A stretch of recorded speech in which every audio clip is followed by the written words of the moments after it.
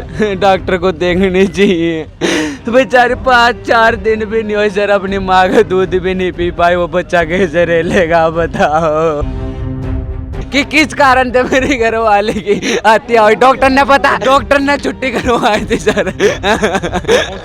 रोते बिलखते इस युवक को देखकर आपकी भी आंखें नम हो जाएंगी, क्योंकि युवक की पत्नी अब इस दुनिया में नहीं रही।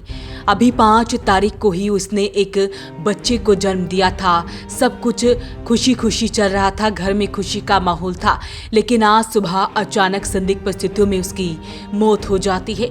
और ऐसे में अब युवक द्वारा बड़े आरोप सिविल अस्पताल पर लगाए गए हैं।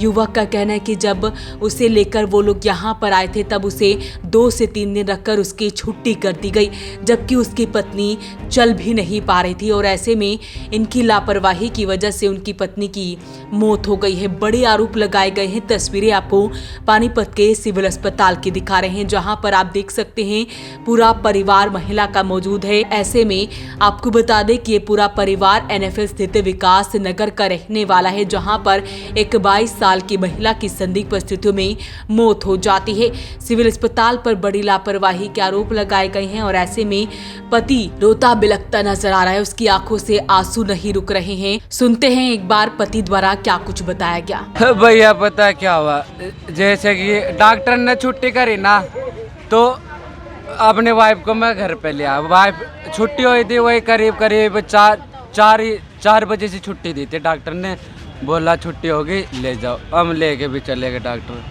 वह बेचारी चल नहीं पा रही, बेचारी कभी यूं झुक रही, कभी नो खड़ी, वो बेचारी खड़ी भी नहीं हो पा रही। बोलिए ठंडा पानी दे, मगर ठंडा पानी मत ले, अभी गर्म है तो गर्म पानी पी ले।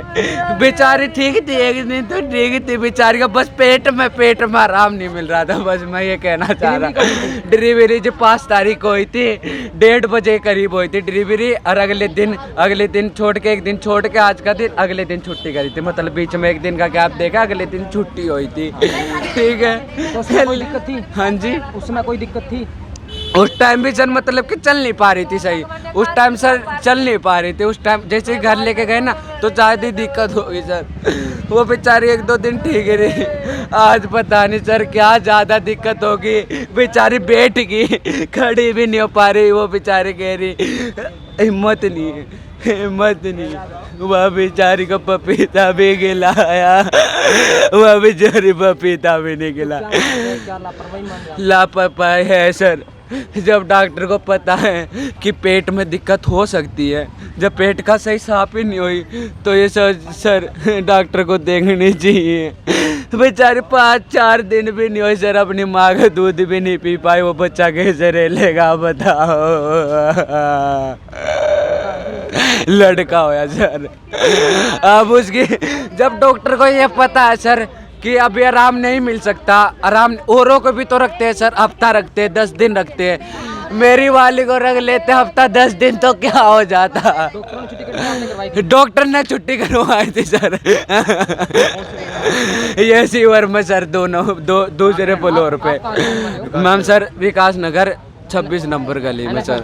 हाँ जी 26 नंबर। मैं यही करवा चाहता हूँ सर पोस्टमार्टम मेरे को अच्छा चाहिए सर। मैं भी तो जानूँ सर कि किस कारण से मेरे घर वाले की हत्या हुई। डॉक्टर ने पता जाते जिस टाइम ले गए ना सर, जिस टाइम ले गए उस टाइम भी बस एक दो चीज चेक करा, नो बोला फिर पोस्टमार्टम होगा, इसका पोस्टमार्टम होगा।